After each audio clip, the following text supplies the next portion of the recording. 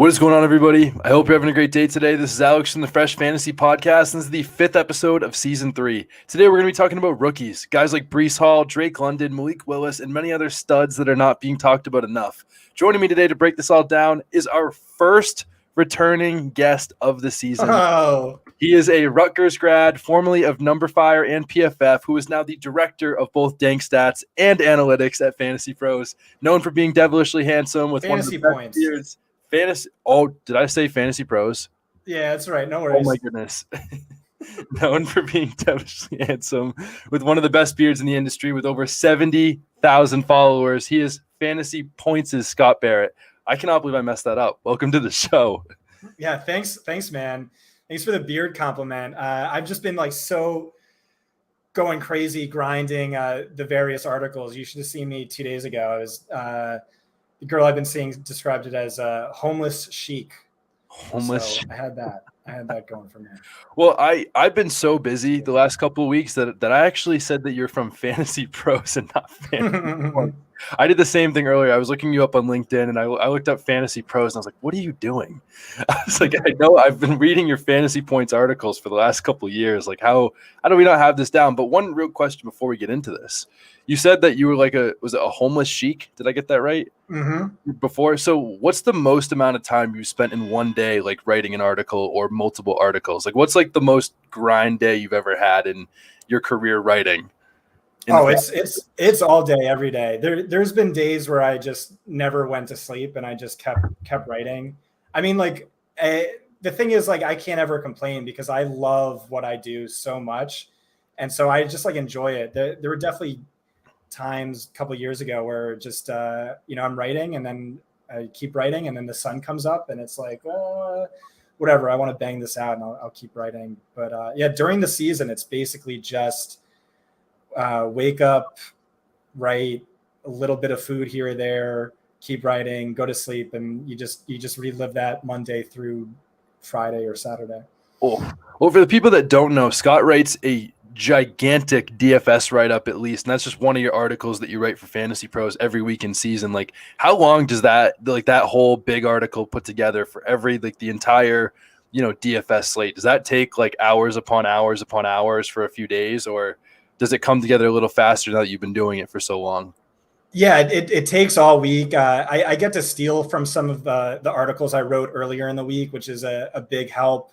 And what I'm doing is not sustainable. Again, I love it, but it's just not good on my health and well-being. And it's a really long grind during the season. And that article also comes out during the postseason. So I was lucky to find a hidden gem in Jake Tribby, up and coming star in this industry. So he helped me out a lot with that article. And so hopefully that's going to be a little bit more of a team effort moving forward, just because, you write so much, it can kind of hurt you in terms of the analysis, even just because you don't have enough time to look at all the dank stats and look at what's predictive. So hopefully he'll help me out with the writing edge. And I could just say, hey, can you give me a write-up on this guy? Here's why I like him. And that's what he did last year. And I thought it was great, and it worked really well. Yeah, absolutely. I think that it definitely worked really well. I think it was just as good as ever. The only other thing, actually, can I shout this out real quick? I know this isn't you, but I know we're both fans of this. Wes Huber, the most underrated article in the entire fantasy football industry, in his shell thing every week. That's not disrespect you or anyone else. Mm-hmm. Wes is just the man when it comes to that article. That is the number one thing I will pay for in season more than anything else on the planet. So I love that. I like Wes Huber compliments more than I like compliments from me. He's another hidden gem.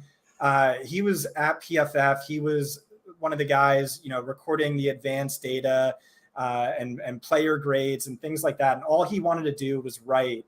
And so I left PFF. I started this company, and he reached out to me. He was like, hey man, I'd really like to give a shot at writing. And it's all right, I'll give you one shot. Let's see what you could do. And he writes the best article ever. And it's all right, I'll give you one more shot. Let's see what you could do.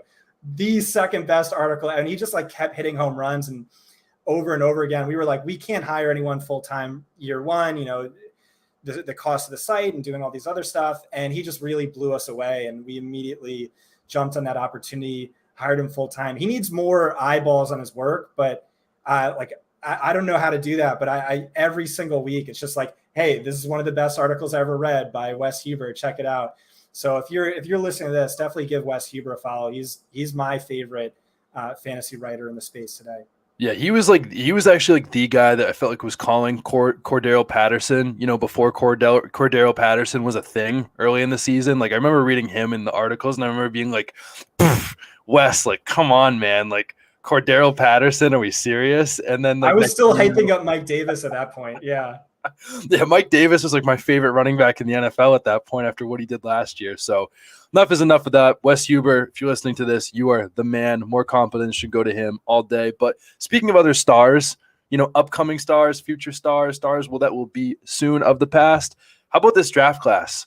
And what better way to start than the premium position in any draft class, which is the quarterbacks? Not exactly the premium in this class, but who is your number one quarterback in this class, NFL-wise, fantasy-wise, anything of sorts?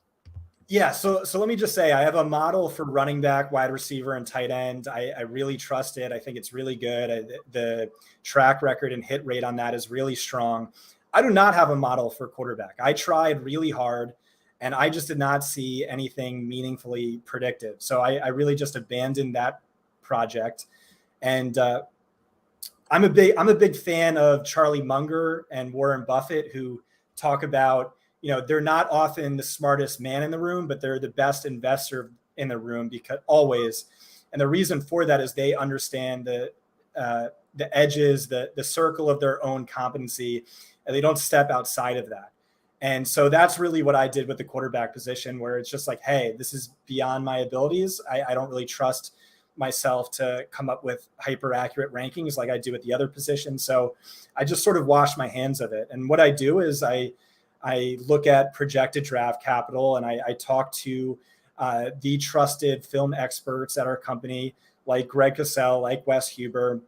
And then I have a heavy bias in favor of more hypermobile quarterbacks, which obviously, the Konami code is real and it's important.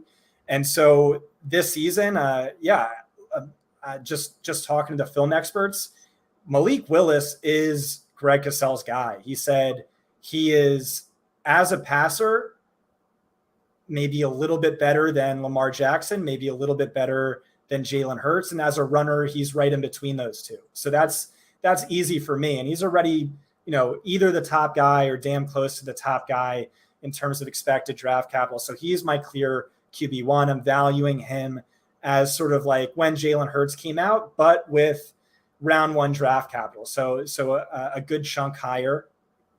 And where it gets tricky is do you take him above Breece Hall in a super flex? And I just can't really answer that now. We'll have to see what happens with where he goes in the draft. If it's late round one, probably not. If it's top 10, yeah, I could talk myself into that. Definitely. He's also my QB1, and I think that I've always been, a little biased towards these running quarterbacks, but I don't know. I think we've seen a lot of guys that these Konami quarterbacks that can really run, eventually find some success, even if they're not the greatest passers. Like, again, I'm definitely a Jalen Hurts stan here, that even if he doesn't throw the ball the best, guys that can run like that, I just think are so great for the NFL, and I think are so valuable to NFL teams. And we see guys that have that level of rushing upside consistently make teams better, even though they shouldn't be that good time and time again. Again, a great example last year, Jalen Hurts. A great example this coming year, Trey Lance. Going to be similar. Trey Lance cannot get enough of the hype, but Malik Willis is the QB1 for me. I absolutely love him, and I think that he could be very special. Obviously, a little bit raw as a passer, but his athleticism with a good landing spot, I think anything is possible. But outside of Malik Willis, who do you think is the best rookie QB, at least fantasy-wise this year? Is there a guy that sticks out? And I know that it is a little bit, on whether the guys get a starting job or not, but if every, rookie is going to get a starting job, a fair shot, who do you think is the guy that exceeds the most fantasy-wise? Yeah, so again, there's a heavy bias in favor of hypermobile quarterbacks. And if you look at the top quarterbacks over the past, since like 2014, by rushing fantasy points per game, the top season is 2016 Lamar Jackson. The next season is Lamar Jackson 2017, and then Malik Willis 2020. So really speaking towards his upside. And then it's Jalen Hurts 2019. Then it's Malik Willis again, 2021. Behind him, Lamar Jackson 2015, then Dak Prescott 2014, which, by the way, it's like really weird. He's been so underutilized as a runner at the NFL level because massive Konami code upside, at least from what he put up in college. But right behind that 2014 Dak Prescott season, so still in the top 10, is Sam Howell's 2021. He averaged 14.7 rushing fantasy points per game, 1,100 rushing yards. And then the season right after that is Desmond Ritter's 2020, only 700 rushing yards, but 14.2 rushing fantasy points per game. So who do I like more from a rushing perspective? I guess you have to give the edge to Desmond Ridder, especially because he had one of the best ever 40-yard dashes of any quarterback in combine history. But I talked to all of my go-to film experts, and every single one of them had Sam Howell ahead of Desmond Ridder. They all sort of said the same thing, where it's before the ball is thrown, Desmond Ridder is the best quarterback in the class. Mental processing, seeing the open man, working through his progressions, but he's just very inaccurate. And so that was enough of an edge to me to put Sam Howell at QB2. And then what everyone says about Kenny Pickett is, okay, maybe he's the most NFL ready, but he has zero upside. And so fantasy football is a game dominated by upside. So I'm okay sliding him into QB4 behind Ridder and Howell. Yeah, I was pretty close. Howell's up there for me, but personally, I had to go Ridder, and I think I was blown away by the fact that like he had a faster 40 time than Jalen Hurts. And you see, like, I mean, everyone has probably watched Jalen Hurts, and I know I'm not going to keep talking about him at every part of the podcast tonight, but we saw how fast, like, you know, he looks in game. And Desmond Ridder ran a 4.52 compared to a 4.59 for Hurts. I mean, that's a big difference, especially when you get down into those lower speeds. So I think with Ridder, I think, like you said, that he probably is one of the best quarterbacks in this class before, you know, he throws the ball. But I think that, you know, I hope that he gets a good landing spot and that he can, you know, really succeed in the NFL. But I mean, that rushing upside is, I think I'd compare him similar to like someone like Justin Fields that I think is going to be really, really fast a little bit. I know he's not the same prospect or nearly as close to as good of a passer as Fields, but I think as a rushing upside, at least, I think Ridder definitely could be that guy for me. But let's shift to running backs. You know, this is where your bread and butter is, between running backs, wide receivers, and tight ends with your model. Breece Hall seems to be the consensus running back one. Is he your consensus one? I'm pretty sure he is. But if he is for you, what are his best landing spots? What are the biggest places that Breece Hall can really succeed well in year one? Yeah, so this is a weird year because I'm not really seeing a lot of exciting landing spots for the running backs. The two ones everyone talks about is Atlanta, which I think is a great spot, and then Buffalo, which I think could be a great spot. That's a little more ambiguous just because Josh Allen historically never targeted running backs, hogged all the rushing touchdowns to himself, except for the tail end of last season where Devin Singletary was a bell cow and he was a hyper-productive bell cow. He's putting up top 3 numbers at the position. I think the great thing about Breece Hall is he's very landing spot independent. It doesn't really matter where he goes. He's not game script dependent because there's no question marks with regard to what he brings as a pass catcher like there is with Kenneth Walker, who's probably the superior runner, but we just didn't see him catch passes in college. So if Kenneth Walker goes to the Atlanta Falcons, a bad team, you know, that really hurts him because they're going to abandon the run when they're behind by multiple scores. Whereas with a Breece Hall, you know, they're down multiple scores. That's okay. He's going to be peppered with targets. And if the offensive line's bad, that's okay. You can use him via the pass as an extension of the run. And so I guess Atlanta would be the best landing spot, but with him, I don't think it matters too much. And that's why he is the consensus RB1. Definitely. And I think, like you said, I think you made a great point that the landing spot isn't going to matter as much because I think the talent is going to immediately, you know, display on the field. I think personally, I mean, I love the fits with, the Texans. I think the Bills would be awesome to see. The Falcons, obviously. But I think one underrated one that, considering they now have 2 first-round picks and they're missing one of the most explosive weapons in the entire NFL now, I don't know. I think the Chiefs could be an interesting landing spot because they don't have a true go-to guy. And I love the thought of maybe Brees Hall with them. Maybe they shift their offense a little bit to be a little bit more run heavy, take some steam off Patrick Mahomes and open up the field more with Brees Hall, especially with that offensive line. Like, my goodness, that is one of the best offensive lines in the league. You put Brees Hall there with one of those 2 first-round picks maybe. I think that there could be some very interesting things in that backfield. And, maybe that's my heart hurting that they didn't draft DeAndre Swift, instead of Clyde Edwards-Helaire, and I'm hoping that maybe they do this and really unlock the offense. But do you think that's a real possibility, though, considering the fact that, this team has a great offensive line and Brees Hall could really unlock this offense without Tyreek Hill? Do you see that same way, or are you feeling a little differently? No, so Clyde Edwards-Helaire was like the biggest L of my career. I had him like RB5 in that class, and then I sort of just went crazy based on landing spot. I'm like, they're going to score 60 touchdowns. Andy Reid said he's better than Brian Westbrook. Like, he's going to be a top 5 fantasy running back, obviously. And so that was the biggest L in my career. That was probably the biggest L of their GM's career. So I don't see them drafting a running back that high again for some time. Yeah, no, I think that's fair. But I don't know. I mean, that argument, all the arguments you're making were the arguments they made when they took CEH in round 1. Yeah. And I get that. It's teams can just play cover 2 against them all day because there's no running game. Yeah. And so maybe it makes Patrick Mahomes' life a little bit easier, puts more pressure on the defense.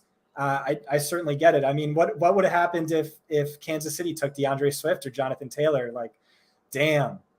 And they'd probably have another ring. Tom Brady might not get 7 in that case, so I'm happy that they drafted Clyde Edwards-Helaire for that sake at least. But Brees Hall's great, but who's the next guy that really sticks out to you in this class? It doesn't necessarily need to be your running back too, but who's another guy that really catches your eye outside of Brees Hall? No, it's only the RB2. It's Kenneth Walker. I mean, look at Michigan State in 2020. They went 2-5. They averaged just 91.7 rushing yards per game. They hadn't had a 1,000-yard rusher since 2014, and then Walker transfers, is immediately the starter. The team goes 11-2, 1,600 rushing yards, 18 rushing touchdowns. And what changed? Nothing. It was the same offense, the same offensive line, the same coaches. They didn't have a single player drafted the year prior, and he finished 6th in Heisman Trophy voting, and it was certainly warranted. He's smashed by all of the metrics that are most important and most predictive to my model. The only thing he didn't have going for him, the only question mark, is he didn't catch passes. And so this has been a big debate on Twitter. And, just because he didn't do it doesn't mean he can't do it. So you have to ask, why didn't he do it? This question is of massive importance. Targets are worth 2.64 times as much as a carry. My strategy in drafts is on bell cow or bust. I want running backs who are heavily used as both a runner and a receiver. DeAndre Swift, Jonathan Taylor finally last year. Those are the running backs I want. And if you're not that, I don't want to chase you. I don't want to waste draft capital on scat backs or early down workhorses. And so why wasn't he asked to do that? You have to understand, he was coming from Wake Forest under Dave Clawson.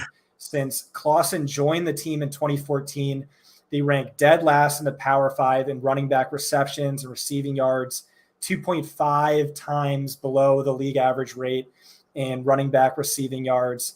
And Michigan State, to a lesser extent, also doesn't use their running backs in the passing game. So that's an excuse for him. And you also can look back at the track record of running backs.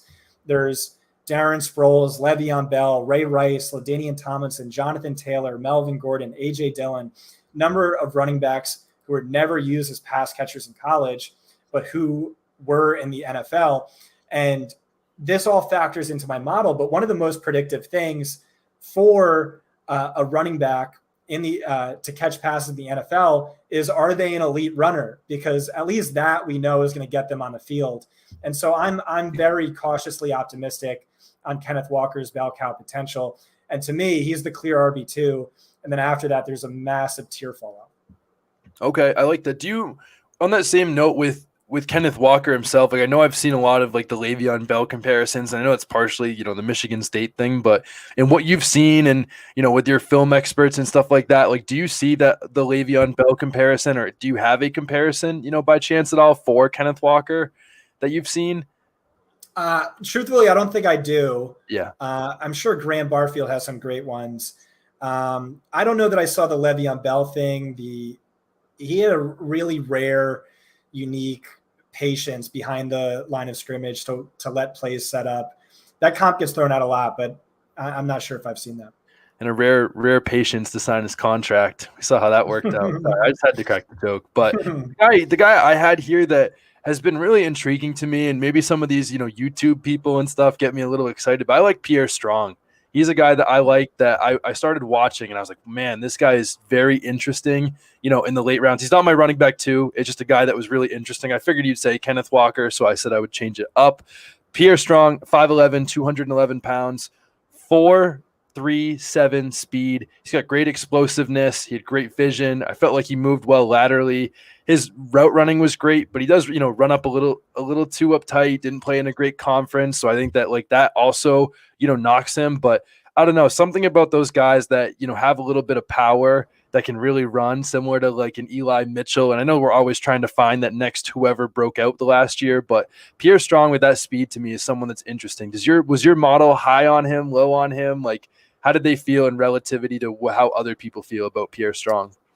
Yeah, so the athleticism model really liked Pierre Strong. Like you said, 4.37, 40-yard dash, also a 75th percentile 3-cone. So he has that lateral agility. He was top 75th percentile or above in the jumps. So really a freak athlete. Production model, there are a number of efficiency and production variables the model liked, but it slammed him because he's a small school running back. And my model has a pretty big bias against small school players. And you know what, if I'm being honest, so do I. So penalized him for that, but let's see where he ended up ranking. He was my RB10 overall. Okay.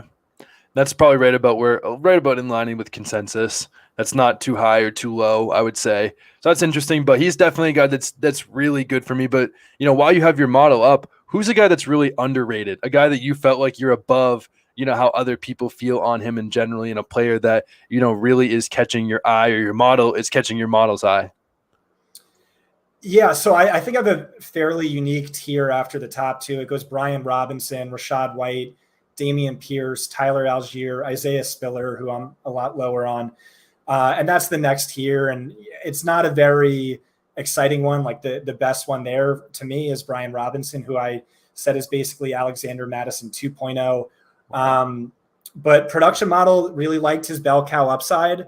And then I had Jim Nagy on my podcast, director of the Senior Bowl, who said he talked to personnel in Alabama who told him they thought Brian Robinson was better than Najee Harris. And he was like, I know that because I asked them that because I felt the same way. So yeah, maybe there's some underrated upside there. Dameon Pierce, I mean, both Robinson and Pierce, bottom 5 percentile 3-cones, which is not at all good, not great athletes, but I really like the upside argument on Dameon Pierce. My model crushed him, but Lance Zierlein was quoted as saying, basically the fact that he didn't have twice as many touches was a fireable offense for the coaching staff. And that coaching staff did get fired before the last game of the season. Yeah. And so if I just double his touches and his production in his final season, he jumps all the way up to RB3 and fairly close to Kenneth Walker. So, I always gravitate towards upside. So I just kind of like that upside argument for him. And Rachaad White, there's a similar one, really good athlete, comparable to Pierre Strong, and really impressive receiving efficiency metrics. So maybe some bell cow potential there as well.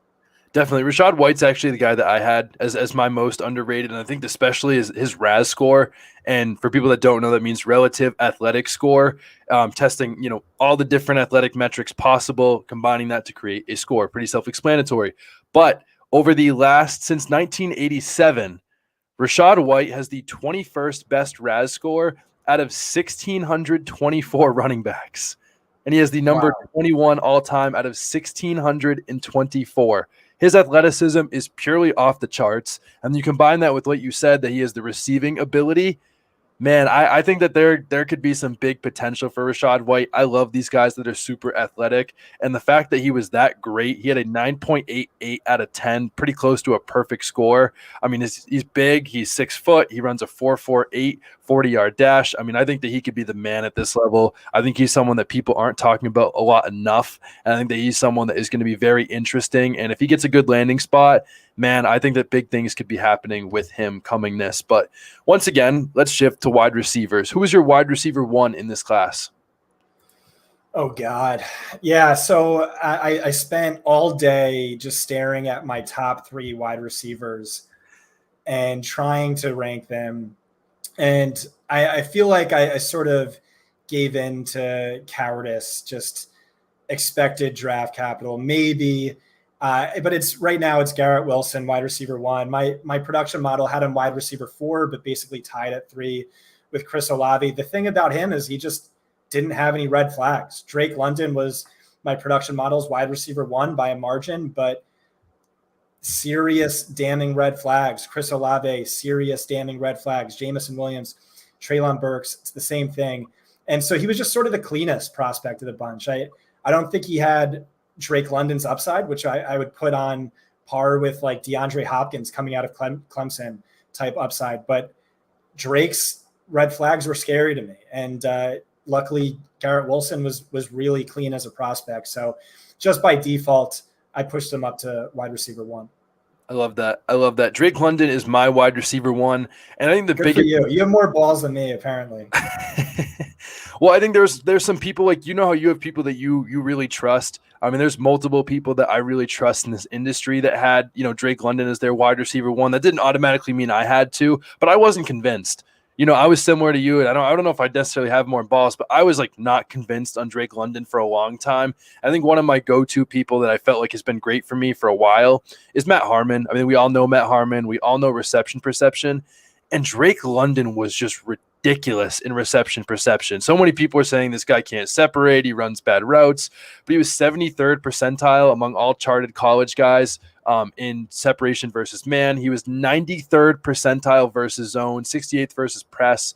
But the thing I loved about that stat right there is 93rd versus zone. I mean, he's a huge guy that's pretty fast, but doesn't have necessarily that top end speed. But those are the guys that usually succeed against man, the contested catch guys that, do it. They're not the guys that, sit down in zones like your Cooper Kupps and your slot guys of the world that just destroy zones. So I think the fact that he's already doing really well against zones and then his potential against man, I think for that reason alone, I think that, he is my wide receiver 1, along with the production that he's had so quickly.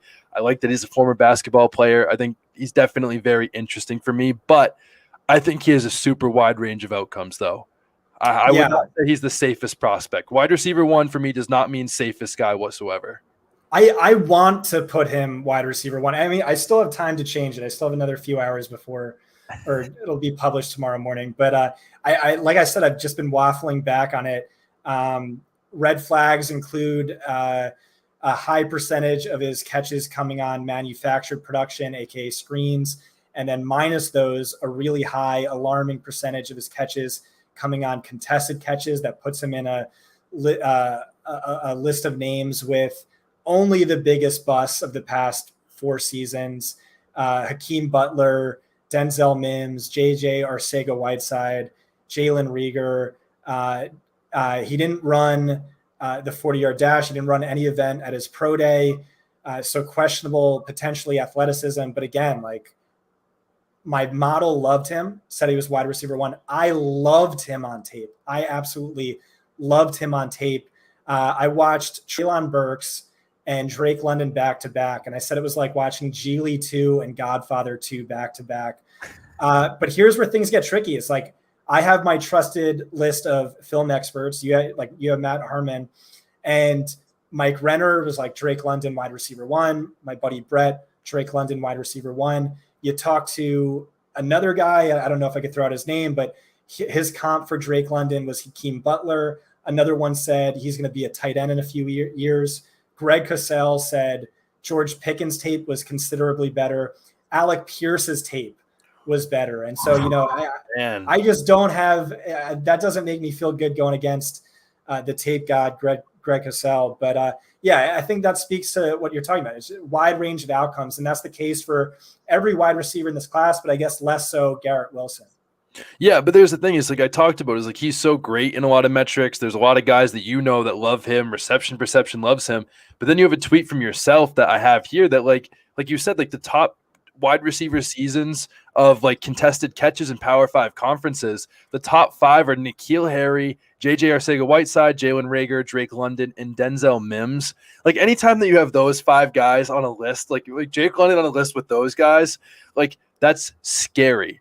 And then also the fact that, Jalen Reagor and N'Keal Harry were both guys that were really considered the wide receiver one of their draft class by a lot of people. I think that's what definitely makes things scary. There's so many arguments for it and against it. I'm still going to ride with Drake London and hope for the best, but the outcomes are very, very wide on this. But wait, real quick before we move on, is there a place or a certain team that you think that Drake London would really succeed with more than others? Yeah, when I was watching his tape, I could not stop thinking about him with Zach Wilson. So something he does really well that all the USC wide receivers do really well is incredible improvisational ability. You see the quarterback roll out, scramble, evade pressure, and he finds a way to work his way back towards the quarterback and get open in the process. I think that works perfectly with Zach Wilson. His massive catch radius gives a unique dimension that Elijah Moore doesn't really offer. His ability as a deep threat, one of the best deep threats, winning in a different way than a Jameson Williams. So I think that would be the perfect landing spot. Jets at 10 would be awesome. And then if he goes top 15, I'll probably just bump him back up to wide receiver 1, even if Jameson Williams goes before him, Garrett Wilson goes before him, they have the better draft capital. I could see myself doing that. Do you think there's a real chance he falls outside the top 15? I've yet to see a mock of him outside the top 15, but maybe I'm just missing the mocks that don't like Drake London. Yeah, I don't know. It's tough to say, but it seems like he is a lock for top 15 wide receiver 3. But we'll see. But is there another guy that you think about in this draft class that like has a wide range of outcomes that you think is more overrated than some other players? Yeah, that's definitely Treylon Burks. Like I said, I didn't really love his tape. A lot of my go-to film experts, Lance Zierlein says he's A.J. Brown with more wiggle.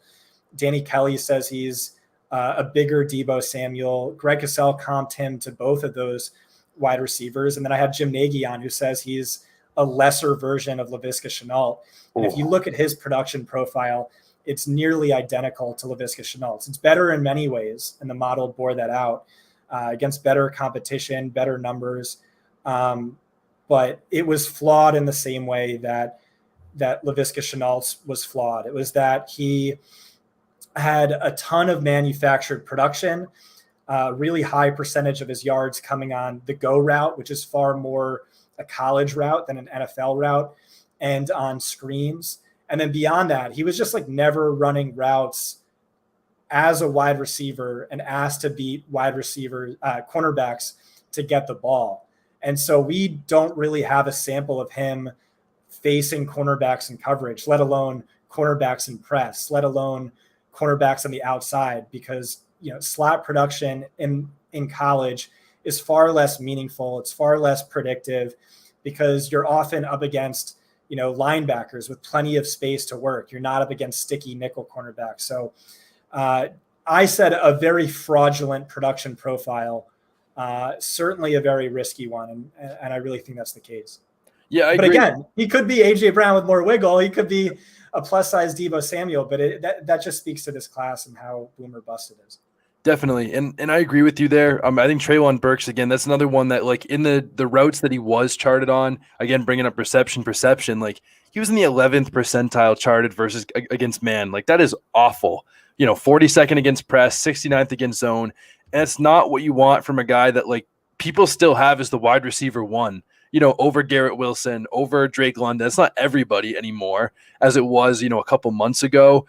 But, that's just not, what you want to see from guys like that. So I think that definitely scares me. And I think that, like you said, there's definitely a wide range of outcomes, but that, I don't know, that seems to be this draft more than other drafts. And I think that's one of the tough things with evaluating this year's draft class. We don't have a Kyle Pitts type unicorn or Jamar Chase kind of guy that we just know is going to be really great no matter where they go. And I think that's what makes this, so difficult. But I think I agree with you that Treylon Burks is definitely a guy that I think that people are a little too high on, but like that doesn't necessarily mean that I think he's going to be a bust. I just think that there's a lot to look at that makes you kind of, leaves you up at night a little bit, if I may. But who's a guy that leaves you up at night in a good way? A guy that's a little bit underrated that your model likes more than other people, that gets you a little bit more excited, and that also keeps you up when you stop thinking about Treylon Burks. Yeah, so that's definitely Justin Ross, the most underrated wide receiver in the class. And this sort of speaks to my general draft philosophy. I have probably the highest risk tolerance in the industry, or at least I spend the most time talking about why you should have a high risk tolerance in fantasy. Basically, what swings leagues are those top power law players who score the most fantasy points, like Christian McCaffrey in 2019 was worth the second, third, and fourth best players in fantasy combined. Wow. So I'm always chasing upside. And with Justin Ross in particular, it's a fairly easy argument to make. As a freshman, competing for targets alongside Hunter Renfrow, T. Higgins, Amari Rodgers, didn't start a single game, had 50% fewer routes than the wide receiver 3, led the team in receiving yards with over 1,000. He had the best ever yards per route run season in PFF history. It's, if you age adjust it and adjust it for target competition, it's basically him and Jamar Chase and Jackson Smith and Jigba, and no other seasons touching that. If you look at his first 2 seasons, you compare them to T. Higgins, it's basically 90% of T. Higgins production on 90% of T. Higgins routes, and he's almost a full year younger. So it's like, that's the upside argument. It's like, hey, are we drafting T. Higgins again at this like minuscule price tag? Of course, the argument against him, so he wasn't good last year. That's fine. I'm inclined to throw out the entirety of last season from my sample because he played with a broken bone in his foot. It severely limited his mobility. He had a custom orthotic that, it's like difficult to stand on, let alone run a curl route. And he had bottom 5 levels of quarterback play, and he missed the entirety of the offseason after that spinal surgery. So what this hinges on is that spinal surgery. Is, can he ever go back to being the player he was? That's an open question. Many NFL teams, per sources, say no. Dane Brugler, and many NFL teams don't want to take the risk on him, where the risk is just one hit the wrong way, he could be paralyzed or worse. That's what multiple neurosurgeons and doctors told him. They told him to never play football again. Dane Brugler is projecting round 7 draft capital. So wow. If he goes round 5, this is a player who could bump all the way into my top 12, maybe even above that, but certainly just extremely risky. If he goes UDFA, maybe it's time to write him off. If he goes round 7, I'll try and buy him on the cheap in every dynasty league I'm in. But that's the player who, you put it well, he keeps me up at night because that range of outcomes is so wide and vast, and the upside is so alluring and attractive. Definitely. Do you think so? Let me just get this for clarification. Draft capital here for where he goes is going to matter. He is underrated in your eyes, but where he gets drafted, whether it's round 5, that's good. But if he's a UDFA, like that's going to be pretty important for you into how much you acquire of him. Or even if he's a UDFA, you think you'll still be getting some shares. I mean, luckily this is going to be baked into the price unless, this clip goes viral or something. I don't think many people are going to be holding on to Justin Ross or buying Justin Ross shares if he's a UDFA. Yep. So hopefully if it even is worst case scenario, that gets factored into the price. But draft capital is the most predictive variable at any position. So a lot hinges on that. And, teams aren't going to care if they cut a UDFA who doesn't contribute on special teams, which he doesn't. They're not going to be very forgiving. They're not going to be very patient. but I mean, round 5 leaves the light on. This was a player Dane Brugler said was the top wide receiver in the class if he's healthy a year ago, and that's the upside he has. So again, it's a gamble, but he's probably someone I'm going to load up on regardless of what happens. Definitely. No, I'm totally with you. A guy that I'm going to be loading up on a lot that I feel like every time I watch like anything or I read anything on this guy, I feel like I just love him more and more. And it's George Pickens. Like George Pickens is like just gets me so excited. And the original thing was shout out to Jetpack Galileo for writing something on him. And he was talking about George Pickens' hip fluidity and how smooth he is coming out of bright. Like, and I don't even know what that is, but I was already excited about it. And he's someone that I continue to get excited about. I know there is some maturity issues and, you know, what he's going to translate to at the next level. I know he struggled with injuries and how he's going to look. But, man, when this guy is healthy and when this guy is on, I feel like he can compete with any wide receiver in this class, and I wouldn't be surprised if he's like the wide receiver 1, you know, a decade from now. I'm not saying that for sure. I'm not saying he's my wide receiver 1, Drake London, obviously. But George Pickens, the guy that I can definitely invest in. I'm definitely going to be investing in, someone that gets me excited. How was your model on George Pickens? It was really high on him. It had him wide receiver 6. So the only thing I'll say about this is, that's a great flag plant. Greg Cassell, that's his wide receiver 1. Really? There's at least one NFL team that also has him wide receiver 1. That's what Greg told me. Wow. But he's a player where draft capital doesn't matter so much, and that's because of the red flags. I'm not a sources guy, but I've heard some things that are really scary. Now, you know, people within the mock draft industry are saying round 3 or later because of these off the field character concern red flags. And then just 2 days ago, he was involved in a car accident. He was a passenger. The driver was arrested for reckless driving. And, you know, that's not going to do him any favors. Now NFL teams are sort of scrambling. They're going to have to, you know, double check where they were at on him, because that was the narrative 3 months ago. And that's not something that's going to help him. But you want to just talk talent. Talent's there. I will also say, his freshman tape was awesome. Did not love his tape the following year, and that's usually something of a red flag.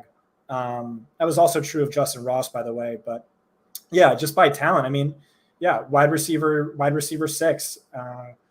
And so if he falls to, you know, wide receiver 11 by draft capital, typically I'd really move a guy down and penalize him for that. But seeing as this is, you know, character related, I'm willing to be forgiven, because for dynasty owners, you don't really care about that. You just want the talent. So definitely. And again, the talent is there, but I actually was not aware of that car accident thing. So if he, you know, falls down the draft because of it, you know, that would definitely be concerning. Like you said, draft capital, regardless of red flags, is still the most predictive, you know, measure. And those red flags do get taken into account to draft capital. And that's why it's so predictive. So I'm interested to see where he goes. I think if he goes round 3 or higher, I think I will definitely be investing. But if he happens to fall into the 4th, I think that's definitely going to be, you know, I'm going to be bringing out the caution flag a little bit more and being a little bit more worried. But what about tight ends? I know there aren't, like, tight ends like feel like the one position that like no one is talking about on Twitter, and maybe no one really cares enough about tight ends.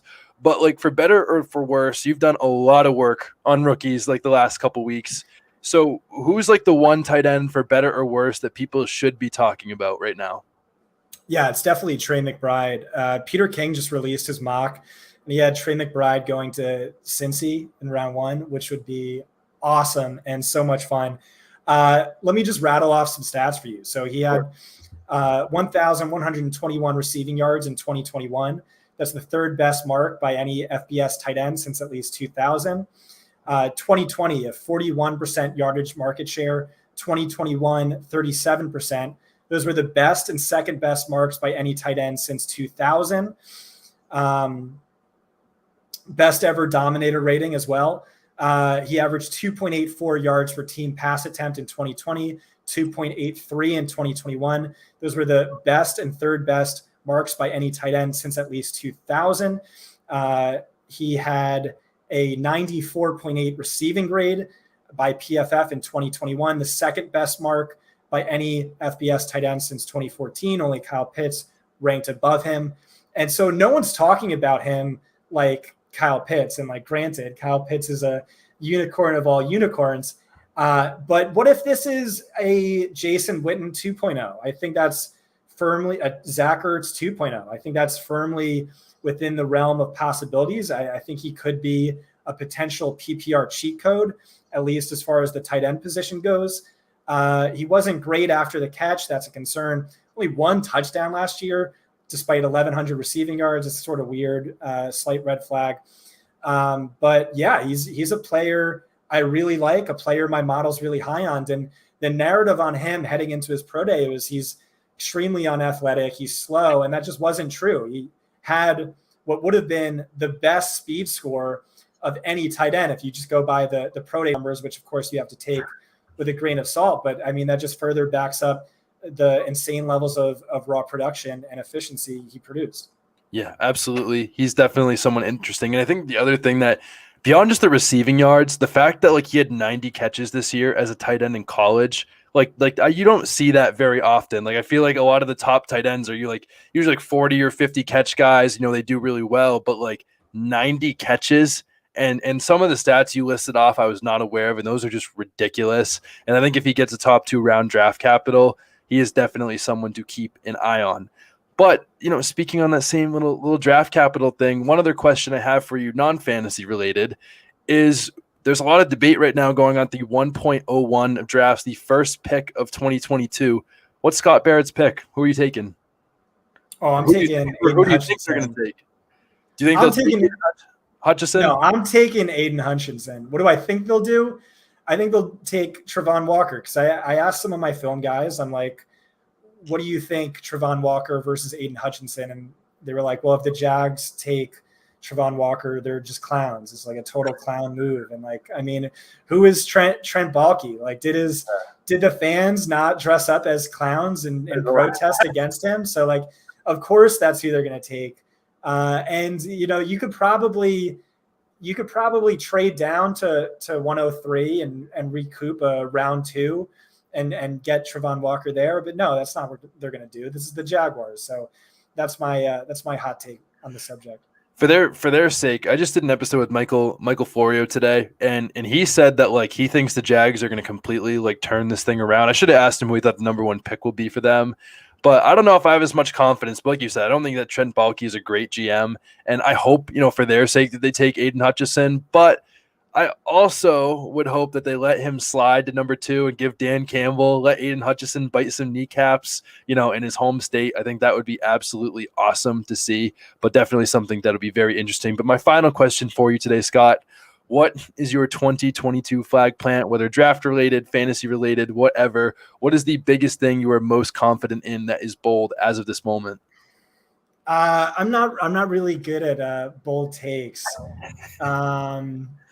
I don't know. I will say Christian Watson has overall wide receiver 1 upside. That's in his range of outcomes. I really love the tape. My really love the athleticism. You talked about RAS score.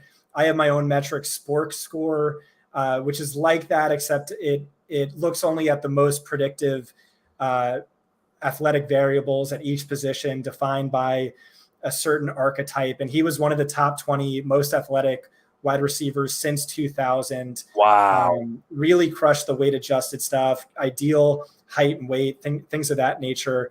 And when I watch the tape, like, he just moves in a special way. He glides in a way that only Randy Moss I've seen glide on an NFL field. Though granted, this is against massively inferior competition. It's not even playing in the FBS. The bust rate on that is awful, but you also have the top 2 fantasy wide receiver scores of all time, Jerry Rice and Cooper Kupp, coming out of non-FBS. He is, like I said, he's big for his size, but worst drop rate, worst contested catch rate. There's a lot of red flags, but like the upside really pops when you watch him. So I'll say, yeah, overall wide receiver 1 upside on Christian Watson. I love that. And going with that, with your flag plant, like, what's the best landing spot for him? If he's going to be that wide receiver 1 overall, like, what's the best spot for him? Like I know the place that I see him mocked to all the time that people love to mention is Green Bay. Like, is it Green Bay, or could it also be someone like we talked about earlier with Drake London? Like the Jets would be a good landing spot with someone like Zach Wilson. Is there a good place? But you could also be like, oh, he could go to the Chiefs, and like he'll play with Patrick Mahomes, so of course he's gonna be great. Like, is that right? Where like it's a tough question, but where do you think that he's best suited to play? That's realistic, but he's not. Yeah. Go ahead. So I just mean like Green Bay is the landing spot of all Yeah. landing spots. It's like been one of the most attractive pre-draft landing spots we've seen in a really long time. Najee Harris to the Steelers under Mike Tomlin was another good one. This is such again, I've learned my lesson on CEH to not overrate landing spot too much, but it's going to be difficult if he falls to Green Bay or Kansas City. And there's an argument you can make that Kansas City is even better because, like I said, he's extremely raw. So, more veterans in the locker room, less of an onus on him to produce in year one. You can make the argument Kansas City's better too. And that's where he's going in mock. So that would be awesome. That would be awesome. And we could hopefully revisit this on my third appearance next year. Absolutely. That'll be great to be able to talk about that. We'll have to bring up, as we were talking about before the show, we're going to have to bring up The Departed and different things that happen. But I think that is a really good take. And I would also like to see, I think one of the interesting things, and I don't know if this is the same for you as someone that like is a fantasy analyst, as they say, but like I find myself like rooting for like trades to happen to even to teams that I don't like, just to see like fantasy wise. Like I saw that today, like Darren Waller is being like, heavily, in talks to be traded to Green Bay and stuff like that. And normally I'd be like, no, like I don't want Aaron Rodgers to win the last couple of years of his career, but like, Darren Waller in Green Bay, like that would be awesome for fantasy, better for Devontae Adams, better for Hunter Renfrow to break out. So do you feel that same way at all with like, wanting these players to go to teams that are good, like fantasy wise, to watch them be great, or do you not care enough? Am I just fanboying? No, the draft is my Christmas. I get so excited for the draft and I root for my guys. I was rooting hard for Elijah Moore to get round one draft capital and like a great landing spot for all the players I drafted. And I'm going to do the same this year. So Christian Watson, Green Bay, I'm going to go wild. Or if it's Kansas City, same thing. I love or that. Justin Ross round 2 to the Jaguars. That would be awesome. Something like that. That would be absolutely awesome. I love that. And that is a great way to close out today's show. But Scott, thank you so much for coming on. I hope to get you on for your third appearance at some point next offseason. But before we go, we talked about Wes Huber. Greg Cassell, shout out to him real quick. Greg Cassell is also the man. Love Greg Cassell, one of the greatest film analysts to ever live. Hope that he lives for 179 years. But Scott, where can we find your work? Where can we find everything else you're working on? And thank you so much for coming on today. Yeah, thank you. It's always a blast. You can follow me on Twitter at Scott Barrett DFB. My work's on fantasypoints.com. You can check out my pinned tweet, which is just basically like my rookie draft guide. And that's it. Thanks for having me, Alex.